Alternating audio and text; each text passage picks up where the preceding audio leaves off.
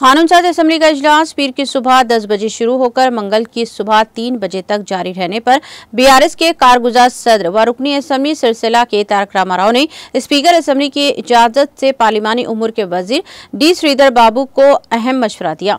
मंगल की सुबह 10 बजे इजलास शुरू होते ही केटीआर ने कहा कि एक ही दिन 19 उमूर पर मुबाहिस करके मंजूरी लेने का मकसद से ही मंगल की सुबह 3 बजे तक इजलास मुनक़िद किया गया।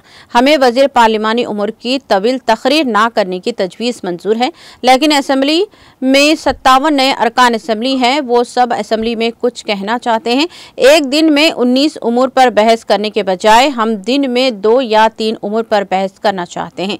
कल तसव्वुर बिल पेश किया जाने वाला है। ये असम्बली इजलास ख़त्म होने जा रहा है, लेकिन आइंदा असम्बली और बजट इजलासों में यौमिया 19 नकात रखने के बजाय 2 या 3 नकात पर मुबाहिस के लिए इक़दामात किए जाएं, जिससे रियासती उज़रा को तवील वजाहत देने का मौका भी मिलेगा। अगर ज़रूरत हो तो अगला सेशन 20 दिन के लिए मुनक़िद किया जाए। केटीआर ने वाज़ेह किया कि हम यकीनी तौर पर अपनी तरफ से ताउन करेंगे।